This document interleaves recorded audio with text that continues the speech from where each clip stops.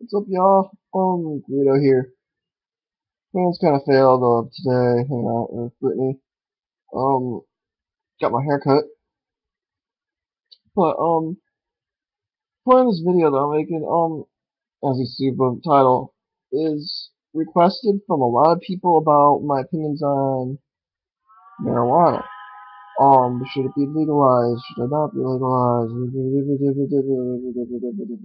You know, that whole debate. It, I think it should, but they should put age on it. You know, kind of like with alcohol, or like with cigarettes. They could be like, I don't know, like age range. Sure, I'm tired. But like the age range be around 19 or 20, I would say. But the only reason why the government, or should I say, pharmaceutical companies, which that's the main reason why it's not ever going to be legal. But sure, they're trying it out in California, see how it works, you know. But the dosage that they have out in California are not just THC inside of the weed. It's THC and other chemicals mixed into it. So they're testing that part out. There's many studies out there and on the internet all over the place out there that shows that there's more than just weed that you're smoking. There's other shit and other chemicals inside of that medical marijuana that you're smoking, which gives you other kinds of experiences depending on the type of strand. But that's kind of getting off subject. But the reason why weed will never be legalized is because there's no side effects. How many times do you watch TV and during a commercial you see all this like anti-anxiety, anti-depression, this, that, this, and then they show like a happy-go-lucky guy, or girl or lady, playing with their dog out in the yard or hanging out with their family or kids. And then after they do that, there's a shit ton of small letters in the bottom of the screen.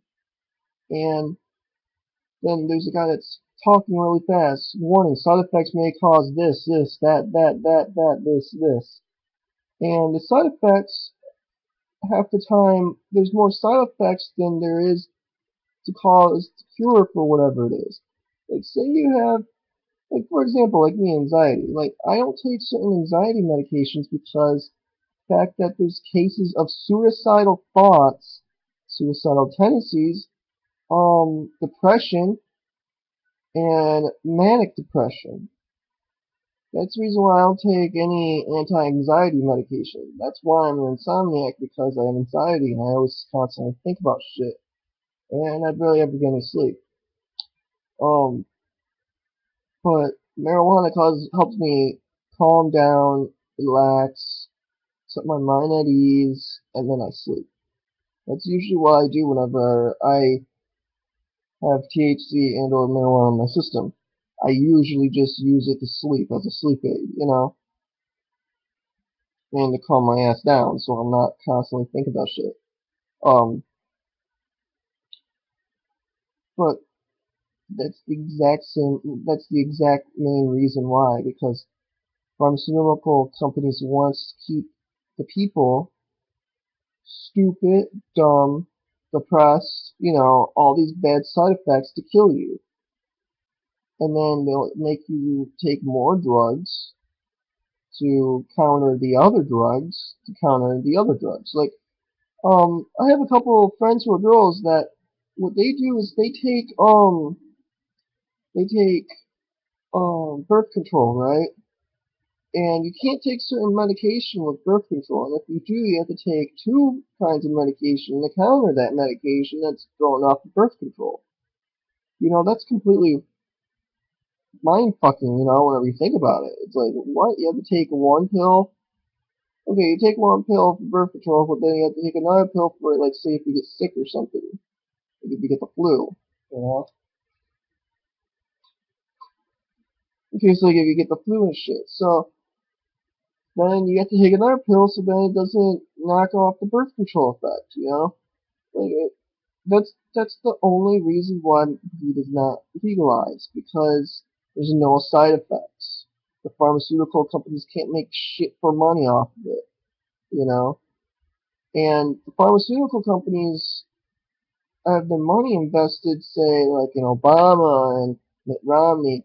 Did you know that, fun fact for everybody, did you know that um, Obama and Mitt Romney together got $1 trillion put together in campaign money last year? If you combine both their campaign money, it equals up to $1 trillion. Where did they get all that money from? They got all that money from the propaganda that's on TV, the Coca-Cola, one of my favorites, Pepsi. You know, they get that from those companies. They also get it from pharmaceutical companies. They also get it from weapon manufacturing companies. Many companies. You know, so people who blame Obama or blame Bush or blame so and so or so and so, these political leaders or political figures for what's wrong with the country, are fucking idiots. They're being brainwashed every time on TV. Like, I barely ever watch TV, and if I do, I watch sports or like MMA or wrestling. You know, I dig that kind of shit. That entertains me. During the commercials, you know what I do? I just press the mute button and I go on Facebook or something, you know? Or up on YouTube, you know, and I'll watch, like, say, a video game Let's Play because I find that entertaining. But that's the main reason why drug companies, or why marijuana is not legalized. Because there's no profit in it. Sure, you can make hemp instead of cotton like this. This is made of cotton polyester. My hoodie, you know, my shirt, 100% cotton. This Daniel Jordan shirt I'm wearing. You know, it's all cotton and stuff. But, you know, sure there's a lot of goods that you can make from hemp and from marijuana and shit like that, but it's the drug companies and these high corporate built companies that won't make a dime from it. They want to dumb the people so then they can control the people so then they can remain in power and remain rich.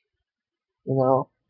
And these drug companies are also owned by the Federal Reserve or the bank families, you know, the Rothschilds and the Rockefellers, you know, and it's just mind blowing, you know, like how much bullshit that's inside of all this, you know, and like with the whole, let's get into that for a minute.